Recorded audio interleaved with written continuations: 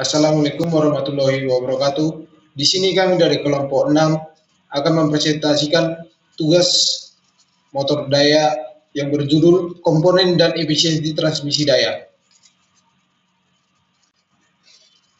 Kami dari kelompok 6 yang beranggotakan Solu CM Simanunlang dengan NIM 123310058, Florence C. Matondang dengan NIM 123310060, Ariadnes Tanggang dengan NIM 123310050, Agrifina F.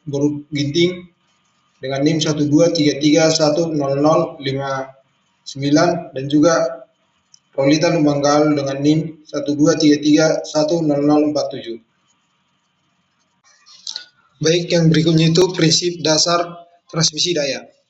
Transmisi daya adalah proses pemindahan energi mekanik dari sumber penggerak ke mesin kerja melalui komponen mekanik.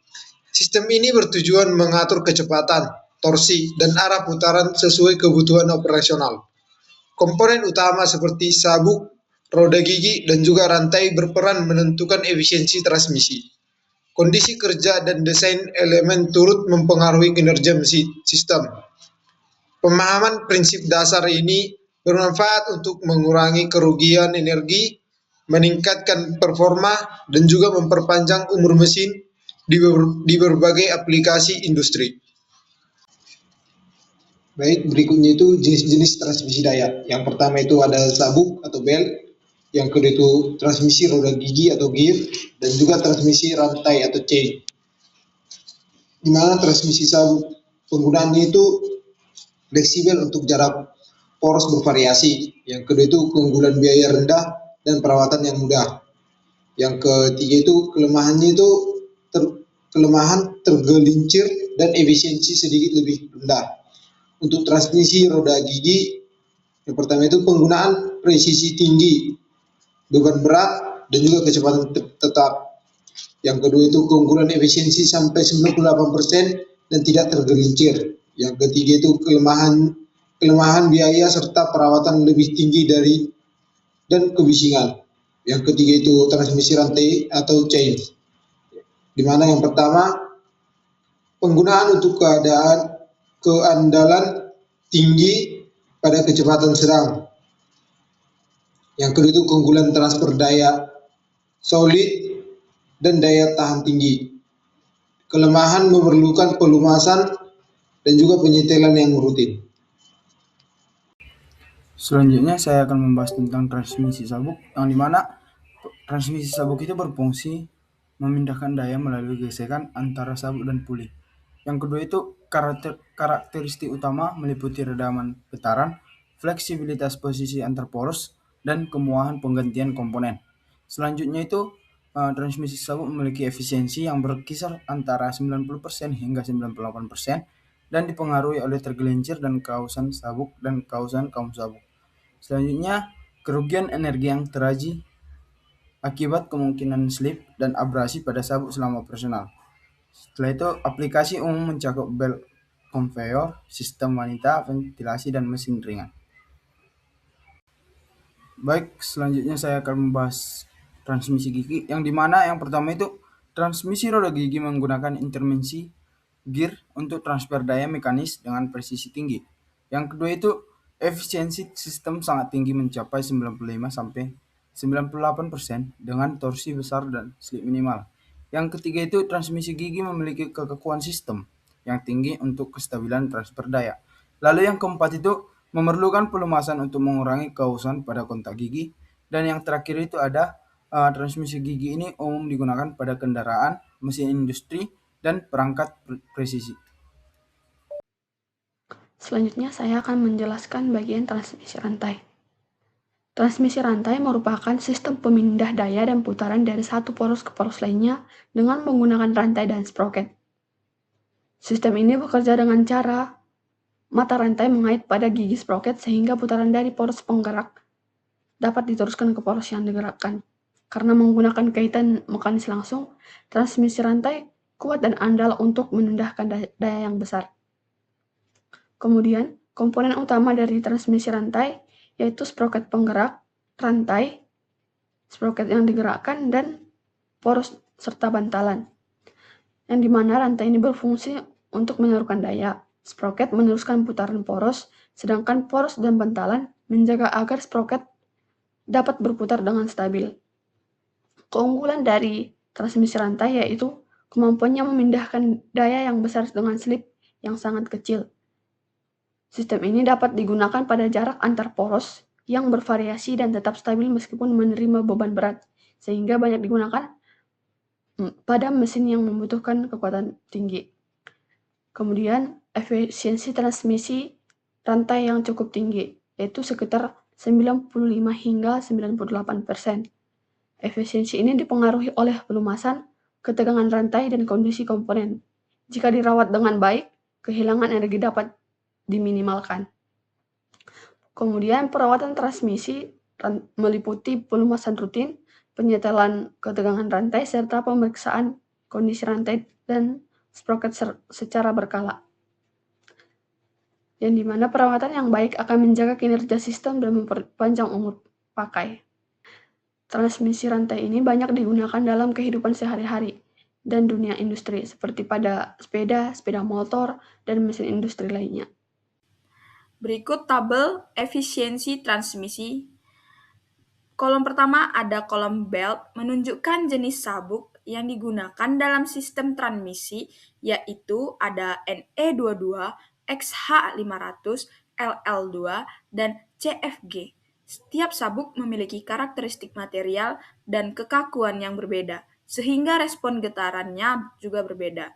Kolom kedua ada vibration frequency atau HZ, menunjukkan nilai frekuensi getaran yang terukur pada masing-masing sabuk.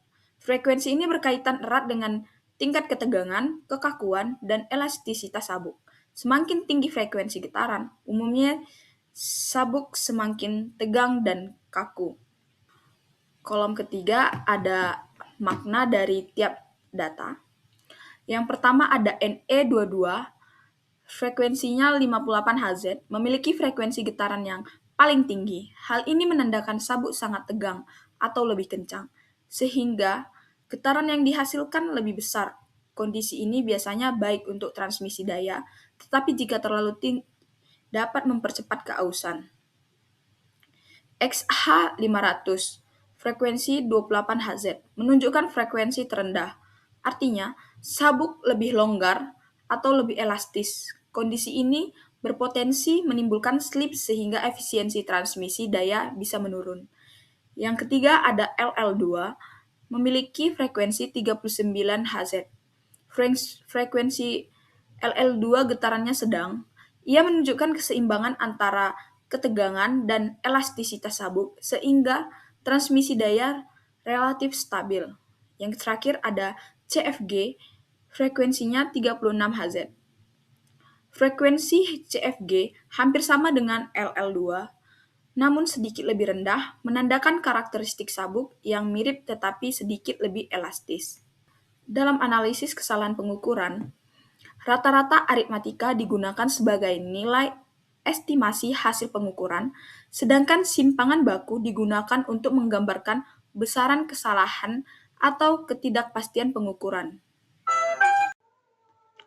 Di sini saya akan menjelaskan bagian rumus transmisi. Yang pertama, transmisi rasio putaran atau tanpa slip. Prinsip kesetimbangan kecepatan linear sabuk rasio transmisi antara puli penggerak dan yang digerakkan dinyatakan dengan rumus I sama dengan N1 per N2 sama dengan D2 per D1, di mana N1 dan N2 ini merupakan putaran puli penggerak dan yang digerakkan. Sedangkan D1 dan D2 merupakan diameter puli penggerak dan yang digerakkan. Artinya, semakin besar diameter puli, semakin kecil putarannya, dan begitu pula sebaliknya. Yang kedua, slip sabuk. Slip sabuk ini merupakan kehilangan kecepatan yang terjadi akibat adanya gesekan yang tidak sempurna antara sabuk dan puli. Dapat dinyatakan dengan rumus S sama dengan V1 dikurang V2 per V1 dikali 100%, di mana V1 merupakan kecepatan sabuk pada puli penggerak, dan V2 kecepatan sabuk pada puli yang digerakkan. Semakin besar nilai slip, semakin besar pula kehilangan energi dalam sistem transmisi. Yang ketiga, daya yang ditransmisikan. Daya yang ditransmisikan oleh sistem sabuk dapat dihitung menggunakan selisih tegangan sisi kencang dan kendur dikalikan kecepatan sabuk, yaitu Pi sama dengan T1 dikurang T2 kali V, di mana Pi adalah daya yang ditransmisikan, sedangkan T1 adalah tegangan sisi kencang dan T2 adalah tegangan sisi kendur, dan V merupakan kecepatan sabuk. Semakin besar selisih tegangan dan kecepatan sabuk, maka daya yang dapat ditransmisikan juga semakin besar. Kemudian selanjutnya rasio tegangan atau hukum Ethel-Wayne. Hubungan antara tegangan sabuk pada sisi kencang dan sisi kendur dijelaskan dengan hukum Ethel-Wayne sebagai berikut. T1 per T2 sama dengan E pangkat mu dikali alfa, yang dimana mu adalah koefisien gesek antara sabuk dan puli, sedangkan alfa adalah sudut lilit sabuk pada puli atau dalam radian. Rumus ini menunjukkan bahwa semakin besar koefisien gesek dan sudut lilit, maka perbedaan tegangan antara sisi kencang dan kendur akan semakin besar, sehingga daya yang dapat ditransmisikan juga akan semakin meningkat. Selanjutnya, rumus efisiensi transmisi sabuk, yang dimana rumus efisiensi ini P out per P in dikali 100%. Nilai efisiensi dipengaruhi oleh slips, gesekan, dan kondisi sabuk. Semakin kecil kehilangan energi, maka efisiensi transmisi akan semakin tinggi. Rumus transmisi roda gigi dan rantai. Rasio gigi. Rasio transmisi pada roda gigi ditentukan oleh jumlah gigi pada roda penggerak dan roda yang digerakkan, dengan rumus I sama dengan N2 per N1 sama dengan N1 per N2, di mana N besar jumlah gigi pada roda gigi penggerak dan digerakkan, N kecil kecepatan putar masing-masing roda dengan satuan RPM. Daya yang ditransmisikan. Daya mekanik yang ditransmisikan melalui roda gigi dapat dinyatakan dengan hubungan P sama dengan T1 dikurang T2 dikali V, di mana P itu daya, satuan watt, T itu torsi dengan satuan Newton meter, V itu kecepatan dengan satuan meter per sekon. Efisiensi gear umumnya tinggi, 97–99%, tetapi bisa menurun akibat gesekan atau pelumasan buruk. Rasio transmisi. Rasio transmisi pada sistem rantai ditentukan oleh perbandingan jumlah gigi sprocket penggerak dan sprocket yang digerakkan dengan rumus I sama dengan T2 per T1 sama dengan N1 per N2. Kecepatan rantai. Kecepatan linear rantai dapat dihitung dari hasil kali antara pitch rantai dan kecepatan rotasi sprocket, dinyatakan dengan V sama dengan P kali N1 kali T1 per 60. Efisiensi rantai transmisi. Efisiensi transmisi diperoleh dengan membandingkan daya keluaran terhadap daya masukan sebagaimana dirumuskan. Efisiensi sama dengan P out per P in dikali 100%. Efisiensi total sistem multitahap. Pada sistem transmisi gabungan belt gear chain, efisiensi total diperoleh dengan mengalikan efisiensi tiap tahap, dirumuskan sebagai efisiensi total sama dengan efisiensi 1 dikali efisiensi 2 dikali efisiensi 3. Pada slide ini ditampilkan contoh soal sistem transmisi sabuk puli yang bertujuan untuk memahami hubungan diameter puli, kecepatan putar, serta pengaruh slip sabuk. Soal yang pertama yaitu sebuah sistem transmisi sabuk menghubungkan dua puli, diameter puli penggerak yaitu 200 mm, diameter puli yang digerakkan yaitu sama dengan 400 mm, kecepatan putaran puli penggerak yaitu sebesar 1500 rpm. Lalu, tentukan kecepatan putaran puli yang digerakkan ataupun sama dengan N2 yang akan ditanya. Nah, seperti yang sudah dijelaskan bahwasanya dari rumus sudah memberikan yang mana N2 sama dengan N1 dikali D1 per D2. Maka kita tinggal memasukkan nilai-nilainya. Seperti yang kita tahu kan, N2 sama dengan 1500 dikali 200 per 400 sama dengan 750 rpm. Artinya, karena diameter puli yang digerakkan lebih besar, maka kecepatan putaran menjadi lebih rendah. Oke, kita lanjut ke soal yang nomor 2. Soal yang kedua yaitu, dalam sistem yang sama, ternyata puli digerakkan hanya berputar pada 720 rpm. Nah, maka dari itu, hitung presentasi slip sabuk. Seperti diketahui, rumus slip adalah S sama dengan F1 dikurang F2 per F1 dikali 100%. Nah, sama dengan N1 per N2 per N1 dikali 100%. Untuk slipnya itu adalah 1500 dikurangi 720 per 1500 dikali 100%. Nah, untuk N-nya itu adalah 780 per 1500 dikali 100%. Yang mana hasilnya itu menunjukkan sebesar 52%. Nah,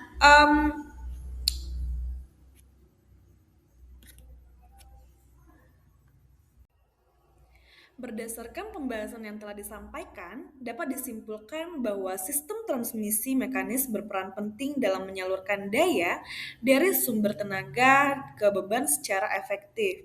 Nah, komponen-komponen seperti poros, roda gigi, kopling, sabuk, dan puli itu memiliki fungsi yang saling berkaitan dalam menentukan kecepatan, torsi, serta efisiensi sistem transmisi.